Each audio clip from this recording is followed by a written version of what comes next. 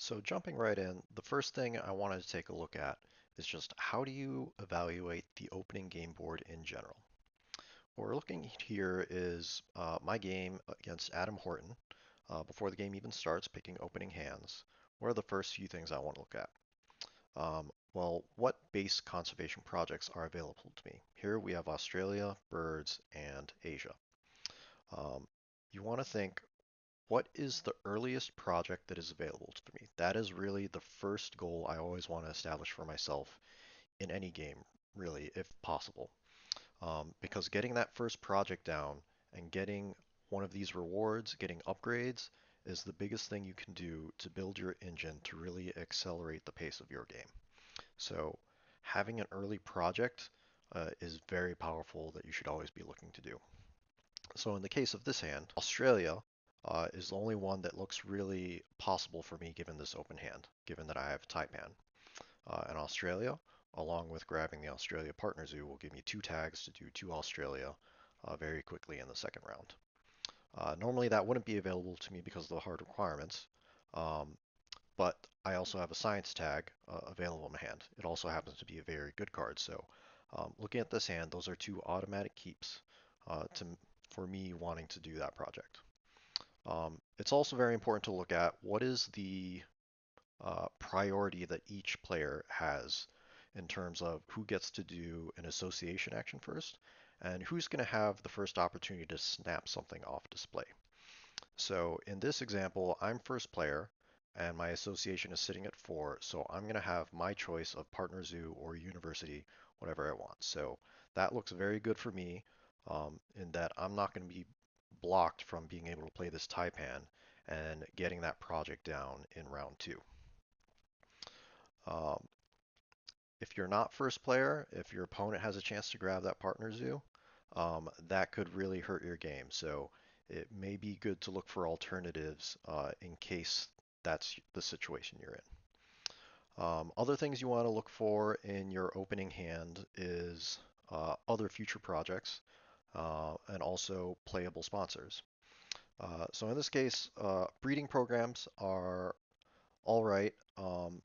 Usually they are a keep if you already have something in your hand that goes with it. In this case, I don't, but I'm not too excited about the rest of the things in my hand because they don't match projects. The proboscis monkey does match Asia, but it's got very hard requirements, and if I'm going to be starting with partner zoos, I'm not going to have the hand size to give me the luxury of holding that in my hand for a very long time. So that's probably not going to be a keep. Petting zoos is something that I personally am not a huge fan of, just because they don't really match projects. Uh, so I do go for them if species diversity is on the board. It does count as a tag for that, which can be helpful. Or if I already have 2 or 3 available for me, then they can get pretty efficient in scoring you points.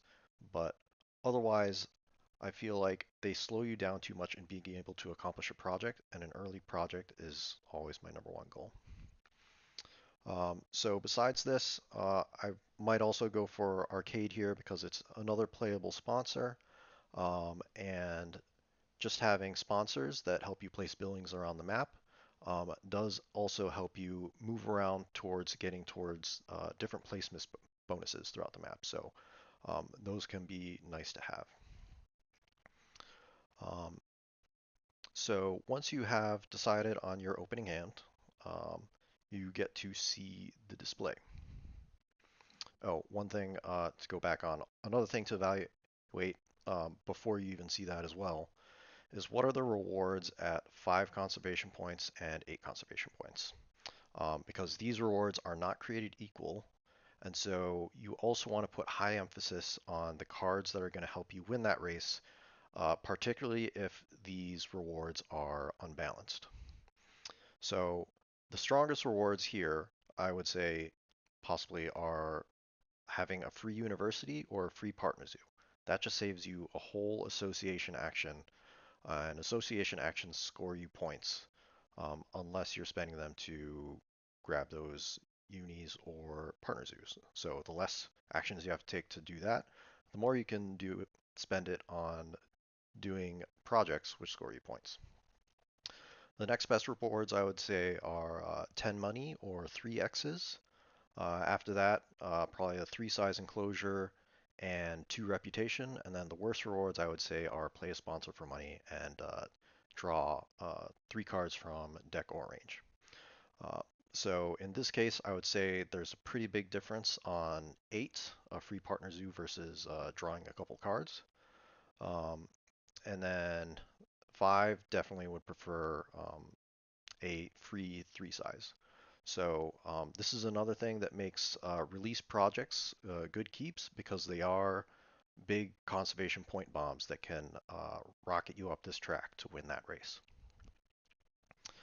So once you've revealed what's on display, you know how I mentioned before who's got first snap. So in this game, I also have first snap because my cards are higher than his cards. Um, if that's not the case, you can gain tempo if both your cards are low and you can exit action back if you see something in display that you is a card strong enough to really model your game around. In this case, Explorer I would consider one of the best cards in the game, but I wouldn't put high emphasis on racing to first snap just because there are multiple cards that are very good in this opening game state. So not only Explorer, but Tech Institute, Rhino are all just very strong cards that you can focus your game around. And also in this particular situation, with Australia being a project on the board, Dugong is pretty strong as well. With Partner Zoo plus that one animal, you're already at 3 tags, almost getting you to 4. So all quite nice, so I'm not going to go out of my way to try and get first snap if my opponent wants to beat me there. You also want to pay attention to what are the cards in particular in the first and second folder. Because on top of having snap priority with cards, um, you may also be able to grab those with a take reputation from range as a build bonus. So particularly in the first folder, we've got an S tier card here that I'd be happy to grab up. But at the same time, there's also a great card in folder 2. So I'd really be happy with grabbing either of them. So if my opponent goes out of their way to grab one of them, I can just grab the other. So again, it's not something I'm gonna modify my game plan for just because um, it works out well either way. So now that we've looked at the opening game state in general, I want to dive into more specific goals that you may establish for yourself in the early game. And what are some factors that may make those goals stronger or weaker? So I'm starting with probably the most common thing you'll find yourself doing to open the game, which is going for 2 conservation points on a base continent project.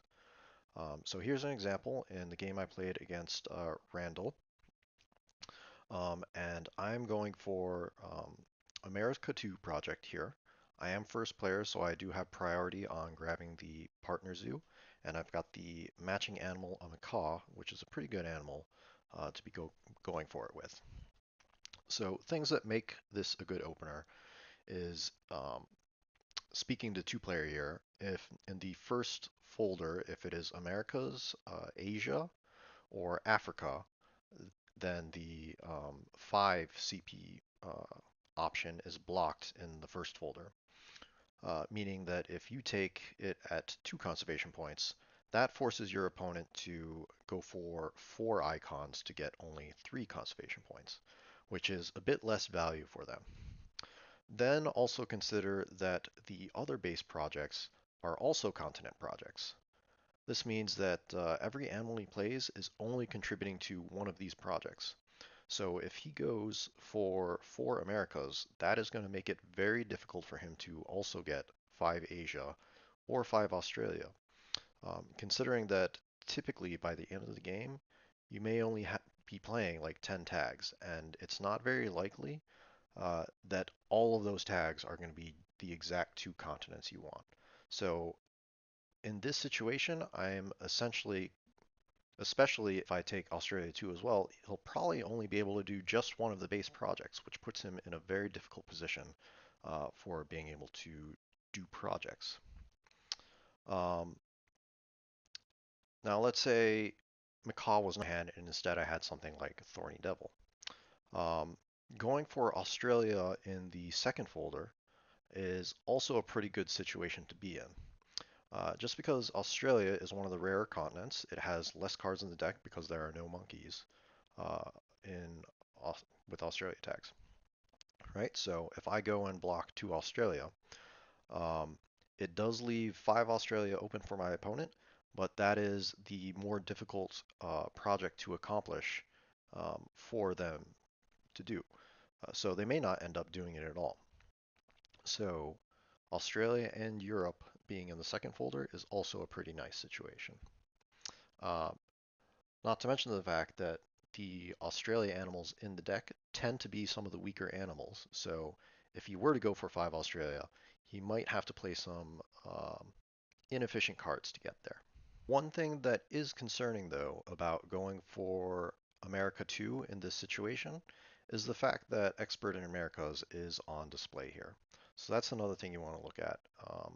How much value are you getting from trying to block your opponent from doing that project, um, given what's on display and available to your opponent? So say I was going for Australia 2. If Dugong was on display with a double Australia tag, then leaving 5 open for your opponent can be a bit scarier, and so not as strong. You might also be worried in this case of your opponent stealing America 2 from you in the first round, so before the first break even happens. But the challenge with doing projects in the first round is getting it off and getting the benefits from it before the break happens. So if we look at what it would take for my opponent to do America 2 before the break, they would have to snap Expert in Americas, they would have to play it, they'd have to build, they'd have to play an American animal, and then they would have to do the project. And that is 5 moves. Um, my plan would be to grab a partner zoo, build, um, play my animal, or do cards, and then so that's 4 moves. And with both of us having done cards, the break is at 4 out of 9. On my 5th move, I could just do sponsors, and since I'm first player, I'm doing it before I could break 5 with sponsors, causing the break before my opponent even uses his association action. So um, even though it looks scary with sponsor on the board that enables a round 1 project, the fact that he has to snap it up makes it just too slow. And so that's something to keep in mind. So another opening situation you might find yourself in, kind of similar to opening with 2 base continents, is having a breeding program in your hand, and you've got the matching animal to go with it. So in this case, I have Lesser Bear, Bird of Paradise to go along with bird breeding.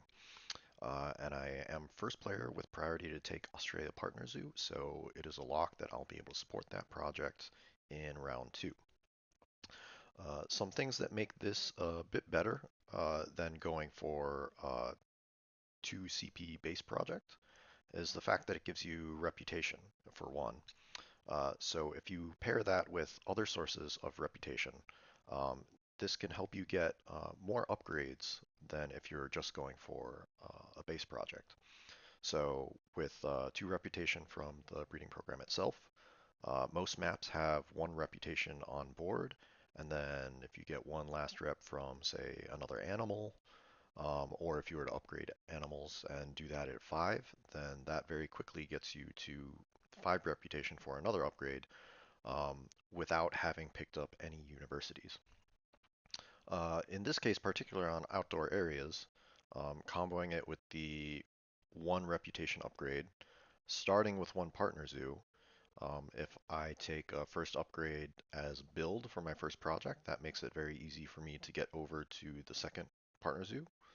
Grabbing that partner zoo lets me then upgrade animals, and then doing animals gets me that 5th reputation, which then enables a 3rd upgrade. So very nice to be able to get a quick three upgrades with this kind of opener. Other things that make breeding programs good is if you have uses for the partner zoo you're trying to get as well. So in this case, it does match a base project. So after doing bird breeding in round two, um, I could very easily go for Australia 2 in round three, and that just gives me um, uh, good future plans for projects to do throughout the mid game. Or if the cards work out, and say I draw things like Expert on Australia, more Australia animals, particularly a dugong, maybe the path to 5 CP Australia becomes very clear, and maybe I can greed for that for a bigger point bomb. The one drawback to going for a breeding program start is it does limit your hand size. Since you're starting with partner zoos, you can only take 3 cards into the next round, and one of them is going to be that breeding program. So really, you only have 2. In the case of this hand, I also have Aquarium, which is a very strong card that I definitely want to keep, meaning that there's only one more card that I'm going to be wanting to carry into the next round, which really limits your future planning in terms of what animals you're going to be playing, or projects or sponsors. Um, and then one more positive about this particular opening is having a strong sponsor that with reputation requirements is also enabled by the reputation given by the breeding program, which would normally be a bit more difficult when you're starting with partner zoos, as those don't inherently give you reputation like the universities do. So sometimes you just get real lucky and end up with a very easy project to accomplish in round one. Um, So in this case, I've got geological hand, and the 2 tags I need for it can easily come from this cable car. And my action order works out beautifully for this opener, because I can just expect cards. That gives me the X to play cable car, and then Asocia's right after that, so I can go straight into a geological project. Another thing to note on this is if you have got really good sponsors or projects in hand, don't be afraid to just keep 0 animals and not play animals. Um, particularly with these sponsors, I can get a lot of appeal without spending money playing animals or building enclosures. Really, because think about it. Play this cable car, that's going to give me 4 appeal. If I then upgrade build with that project award, I can then build for planning around this native farm animals. On Hollywood Hills, this right side of the map is particularly good for that because this is one, two, three, four, five, six, seven, 7 border spaces, relatively easy to, um, connect to your build these 4 building spaces right here for a quick 7 appeal if you play it early. Plus already having rock icons from playing cable car. Um, you'll get 3 if you play the geologist right away from that, plus another 2 from cable car. So that's 4. You get 5 from geologist, that's 9. If you go for a quick native farm, that's another quick easy 7 you could get. That's 16 appeal already on top of the one starting with because I'm second player. 17 appeal without ever playing an animal. And all it costs is sponsor actions. Doesn't cost money. So that's something to keep in mind when you draw great hands like this. This is definitely an ideal situation um, for a starter. So here's another opening situation I find myself in where the base projects aren't particularly easy or appealing to do. So having habitat diversity in the first slot, getting 3 continent tags by the second round is not particularly easy unless you have help from a sponsor that gives you one of those tags. And there's only one of those per continent in the deck, so they're not common to come across. Um, Species in the middle. So going for 3 species by round 2 is feasible, particularly if you have help from a bear, which gets you 2 tags in one play, or if you have animal sponsors such as the Rhesus Monkey Park on display here. There's a lot more species tags in the deck on sponsors. There's 3, 4, 5, depending on the species. I believe. So there's quite a few more that can help you make progress towards this in the deck. However, with it being in the second slot, if you go for 3 species early, you're leaving 5 open for your opponent.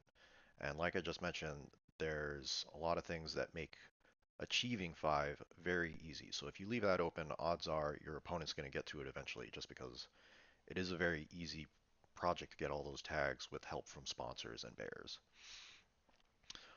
But what my plan is for this hand is to go for a release.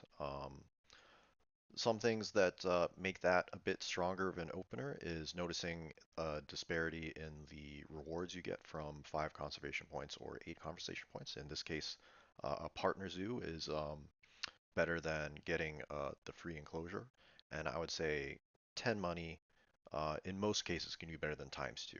Times 2 can be good, but it's very situational. It can be broken away um, the if you grab it at the wrong time.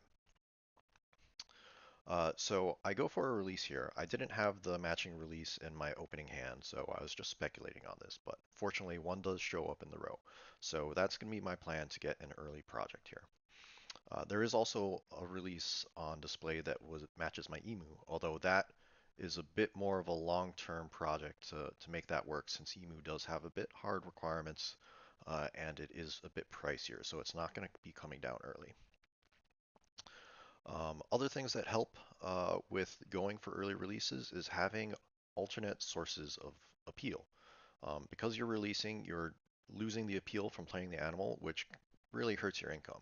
So in this case, Observation Tower is a great map to be using releases because dropping animals next to the tower gives you an extra 2 appeal that you don't lose after you've done the release. So that can help keep your income up.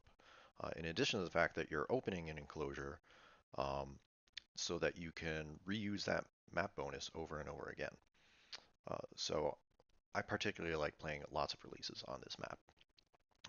It also helps if you have sponsors that give you appeal. So an early adventure park or water park, cable car, aquarium, those things can all really help with solving your income problem if you go for an early release, particularly if you're trying to do it round one.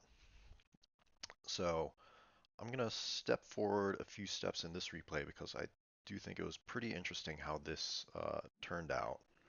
So I did end up, snapping the Thorny Devil, to plan for that release.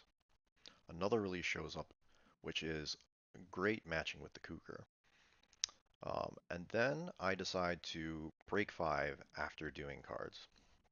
So um, I'll talk a little bit more about break management later, but in this case, my first 2 moves push the break 7 steps already. Um, Usually, to start off the game, there's 3 actions that you are trying to get done before the first break happens, which is spend your worker by doing an association action, build an enclosure, and play an animal to get your appeal for that easy, quick income up first, because those first 5 appeal you get is giving you +1 income per appeal, which is very efficient for getting your money up. But in this case, I did none of those 3 actions in my first 2 moves. I just pushed the break. And I'm okay with doing it in this situation um, because even though I don't have hand size right now, I'm not particularly invested in this rabbit and emu. They're not particularly strong hands, and I've got a strong path forward with the Thorny Devil release and the Sun Bear. I definitely just want to keep, um, you know, particularly with species diversity on the board, that could really make the difference in getting to 5 tags before my opponent. So if my opponent decides to break here, I'm not heartbroken over discarding rabbit and emu. If they don't break, then this is a situation where I can just spend my worker to grab the hand size university and then go into the next round um, basically with 5 cards um, while my opponent has to then discard. All right, so moving forward a bit more, my opponent does decide to break here.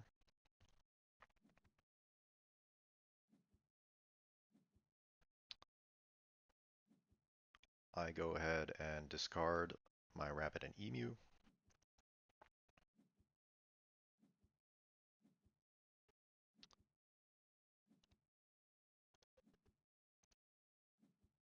All right, and so one neat thing you can do if you're planning to release is to overbuild it when you do this in the early game. So I decided to build a size 5, which is way bigger than I need to play this Thorny Devil. But since that's going to be the only filled enclosure when I do this release, I'm going to get that 5 size back. So having a 5 size, and particularly building it next to rock and double water, this is an enclosure that you can use for any animal in the game. So even though I don't have plans for something to put in right now, it's going to be great to have in the future. Another thing is making that build covers a draw from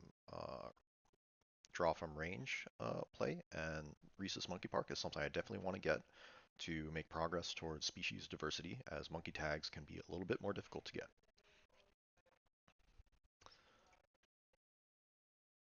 All right, so moving forward a little bit more.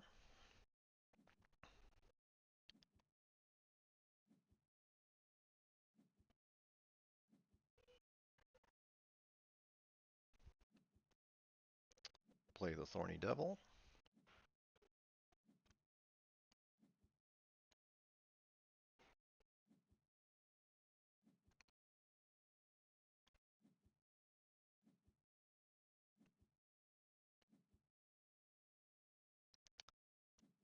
And then get this release. Right, so now I've opened up this 5 size. Um, and I do decide to take snapping as a reward here. And so um, during the break, the Sumatra tiger showed up, which is a pretty nice release, but so is cougar. Um, so my plan here is to grab the savannah and just keep reusing this enclosure. So what I'm going to do is I'm going to snap the savannah, and then that leaves either the tiger or the cougar available to grab and use. I would be happy with either, releasing either of those. Um, so my opponent will be able to grab the cougar because he has draw from range um, within building distance of him, which is what I expect he'll probably do. Um, if that cougar wasn't there, I'd still be comfortable doing this because his cards is at 3, he doesn't have enough X tokens to spend a snap, and he's not in range to draw it from range. So those are the things you have to look out for. What if I'm looking to draw cards from the display? Um, what means does my opponent have to grab them? Um, he could play the one size lizard with a snapping ability, but I don't think that's what he has because he built a 3 size, and that would be pretty inefficient for him. Um, so that is a risk, but that's just one card in a deck of over 200. So I would be willing to take that risk if that was the situation. So I would be happy releasing either of those. And by grabbing Savannah, I get to decide when to do it, and also basically ensures that I'm going to win the race to these 5 and 8 CP rewards. So I've already talked a little bit about how easy it is to do the species diversity project. And sometimes the goal you want to set for yourself in the early game is to rush that as fast as you can. Particularly when it's on the second slot here, just because the swing between getting 5 conservation project points and 2 is pretty big.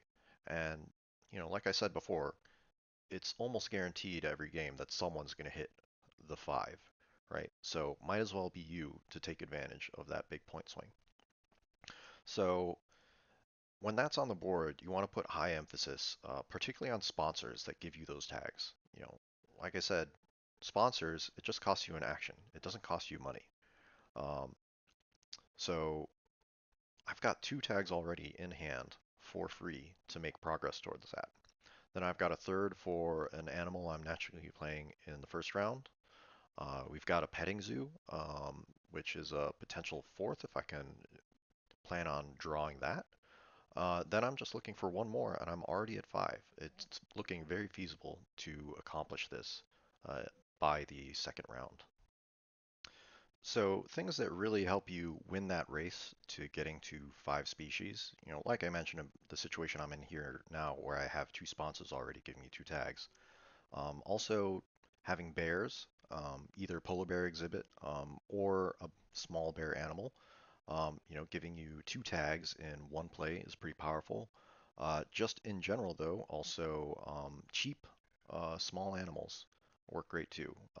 If I didn't already have a reptile tag from Herpetologist, this thorny devil would look pretty nice because a one-size enclosure only costs 2 money. The animal itself is only 6. That's 8 money, which is just a fraction of your starting money. So you can get multiple of these small cheap animals out and gives you a lot of tags very quickly. Um, yeah, and then even sponsors that don't give you tags, breeding cooperation, breeding program, those can help as well. Sometimes you might find yourself torn between multiple competing objectives. So another thing I haven't talked about yet is rushing for a habitat diversity project. And what makes that possible is having sponsors with continent tags in hand. So in this case, this is a situation where I can go for that, particularly that with having expert in Australia already in hand. I've got a different tag as a playable first animal that matches a different project for the future, and then grabbing a partner zoo is an easy third. However, looking at this hand, I've also got two excellent sponsors that I also want to play in this opening hand. One of them being Penguin Pool, which has a reputation requirement, which I'm not going to get if I take a partner zoo first. Um, so I believe what I ended up doing in this game is I went for a university start. My opponent grabbed Science 2 rep first, so I was stuck with the hand size and 1 rep, meaning that I had to build over a rep to be able to play the Penguin Pool. Um, so I decided to go this way because these sponsors are just too strong to pass up, and I valued that more than getting a quick project. Although I could have had both um, had I gone for expert on Asia. Um, being that, well, let's play it out and see what happens here.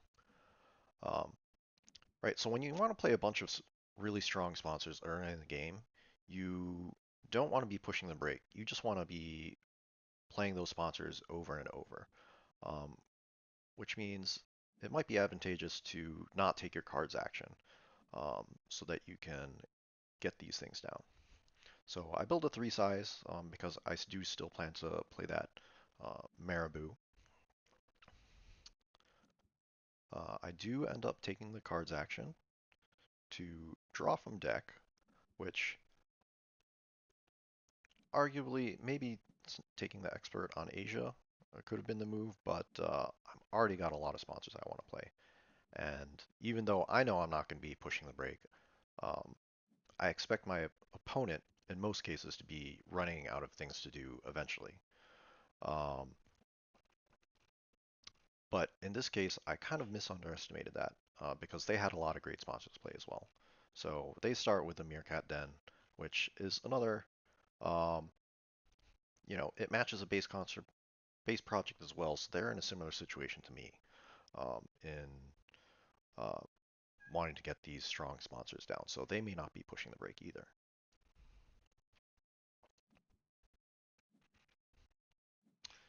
That also helps them build towards that free university to get an extra upgrade. And this is where I think I really messed up here. Is this is the part where I could have had both, right? So I built another 2 size just to cover the rep, so I'd have enough rep to play the Penguin Pool. If I had just shifted that over a little bit, I could have drawn from range and taken that expert in Asia. I didn't do it because I thought there's no way I'm going to get all these sponsors down. Expert on Australia and expert on Asia and play my animal. Um, didn't seem feasible. So anyways, there were two early game goals I was trying to illustrate in this scenario.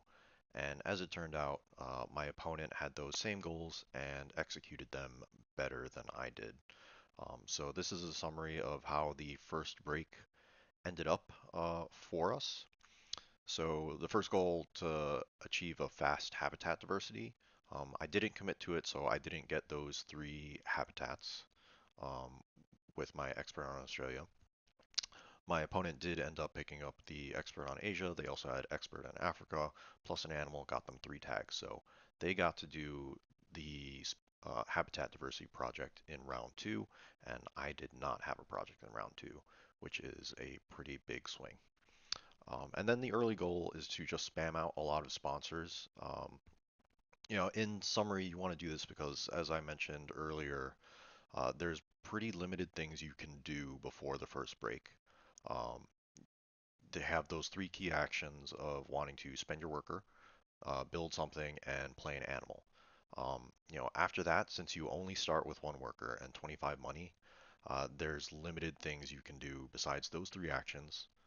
Maybe if you have a little bit of leftover money, you can build some for something to play in the future. But other than that, the only thing to do is to play sponsors. So by extending the first round, you're really betting on yourself having better sponsors than your opponent.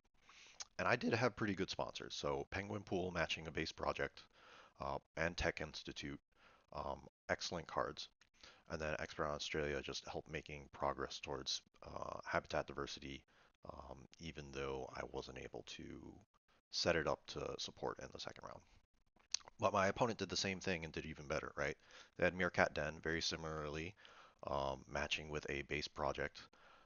They had two continent sponsors, and they even got down a Quarantine Lab, Adventure Playground, and got down four science tags. And something you didn't see in the replay is that he had Medical Breakthrough in hand as well, so he was set up to play that in the next round as well, which arguably a much better setup than I had.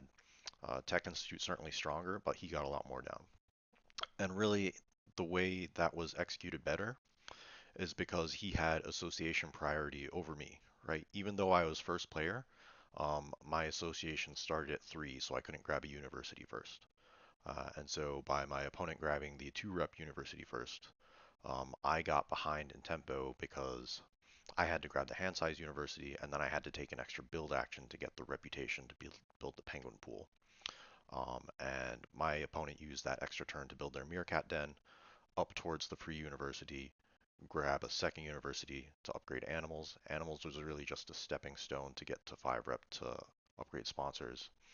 And then upgrading sponsors, that +1 strength really helps with pumping out more sponsors. So that's why they were able to get down 5 sponsors to my 3 in that first round.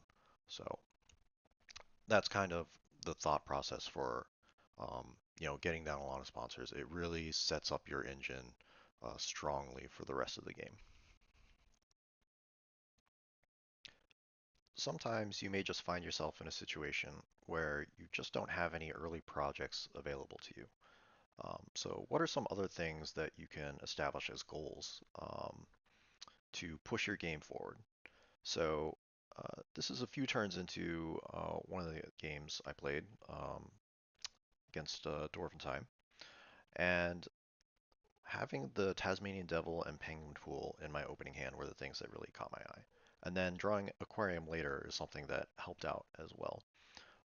So in this situation where I don't have a project, I tend to go more towards universities because the reputation and the hand size give you a little bit more utility to accomplish other things. Whereas partner zoos are typically going to help you accomplish projects. But in this case, I had nothing in my hand and nothing on display that was going to help me get to these continent projects. Do have the bush elephant, but it's going to be a long time before I'm going to be able to afford that. So the plan here is to go for the Tasmanian Devil, which is nice. Not only is it a pretty efficient animal, um, but it also gives you a reputation. And on this map, when you play a matching animal in its zone, one of the things you can get is reputation. So my plan here is, I have to grab that science tag anyway, which also gives me 2 reputation to play the Tasmanian Devil, which gives me another one, and then playing it in this zone gets me another one.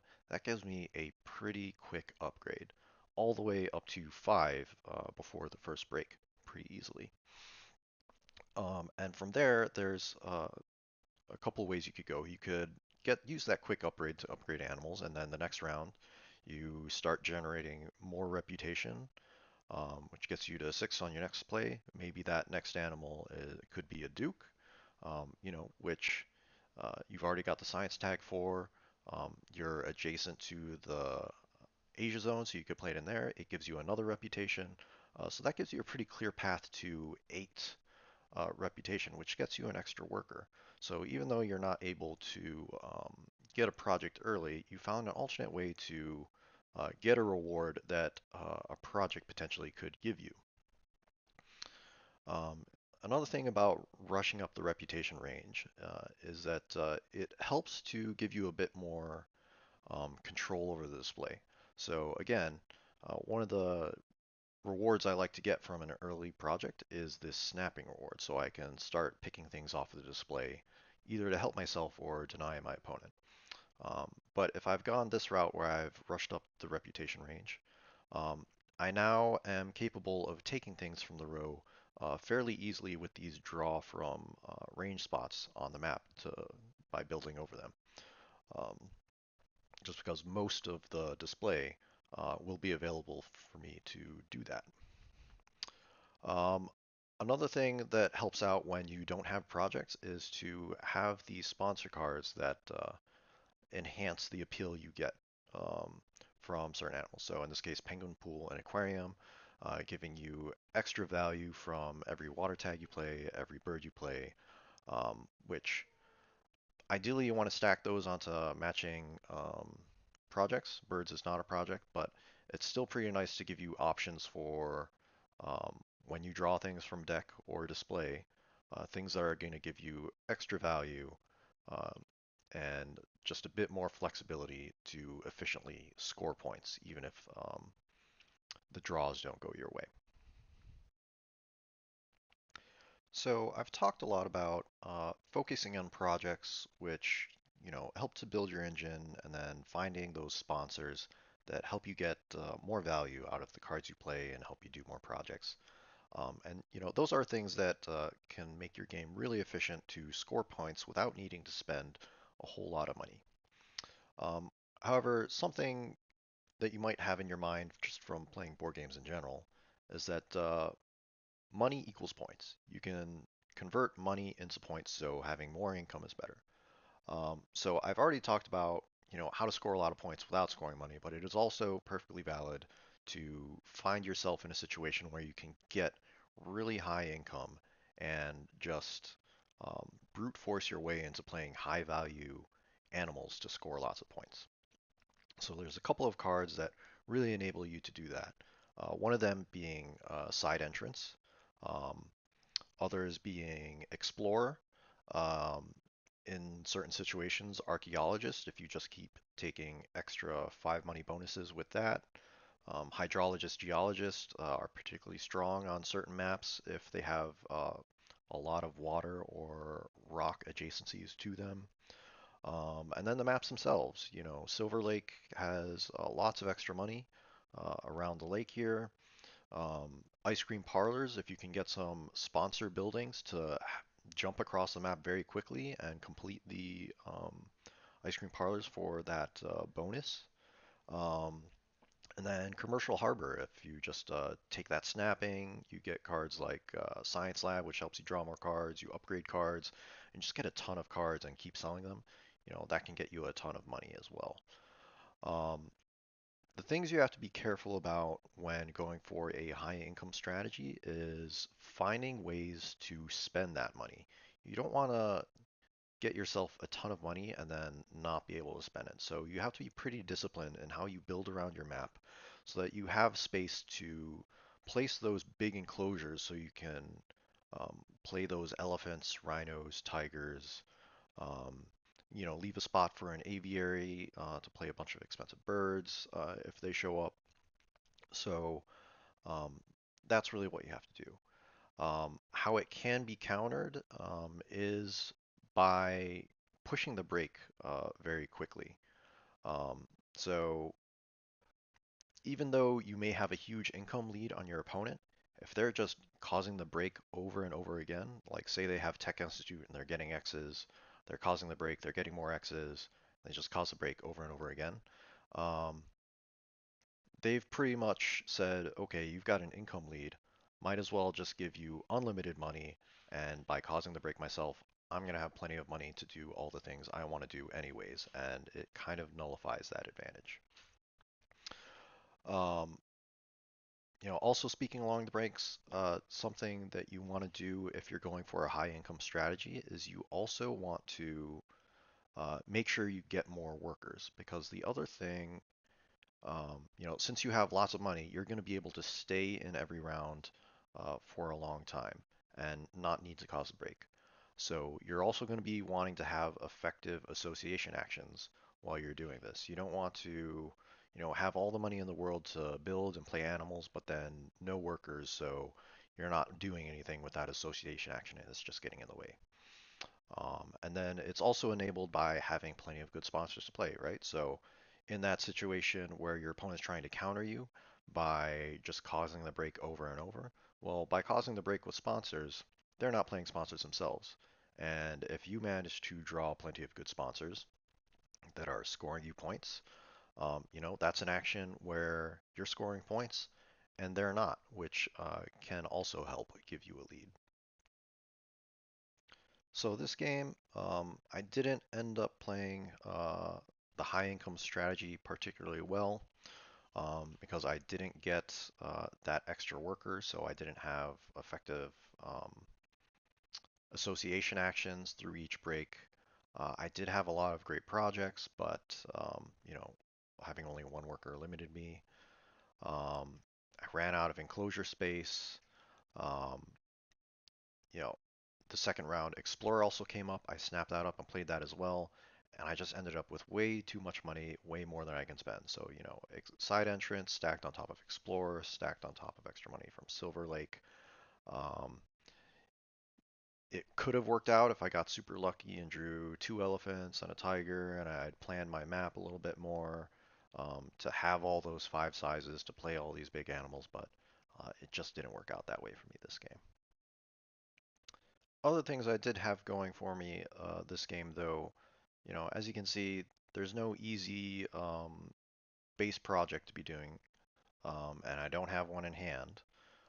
So besides going for high income by laying down this side entrance, I do have a little bit of synergy with Baboon Rock and a monkey in hand, so that's another thing that can score me more points. But also just having a pilfer. If nothing else, going for an early pilfer uh, can be a pretty big swing in the early game, right? Because money's tight in the early game, so stealing five from your opponent, um, can be a pretty good start, even if it doesn't make you progress towards accomplishing another project. So that's something also to look out for um, in paying attention to your opponent.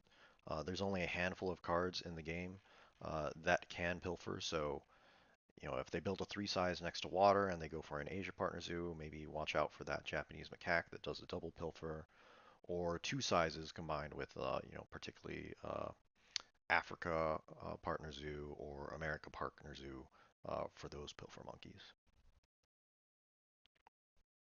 And one last early game goal I'll talk about is setting yourself up for alternative ways to get an early second worker.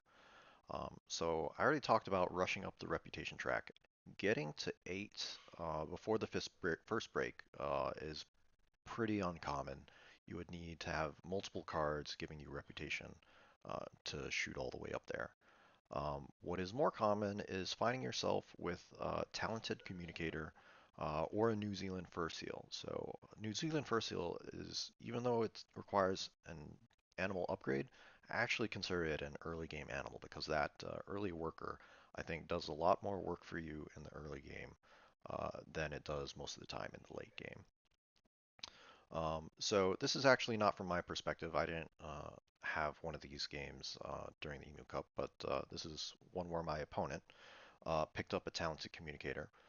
So in this case, you're going to want to find a way to get a fast upgrade.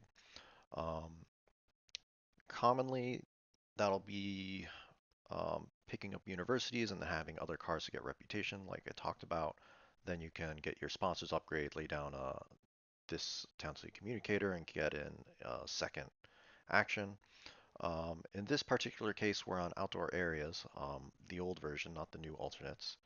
So it's pretty easy to build two sides here and then two sides here, so you can grab a free partner zoo off the map on top of grabbing one with your first association action to get a quick upgrade, quick second worker, and then also grab a uni, and then before you know it, before the first break, you've got two partner zoos and a university already.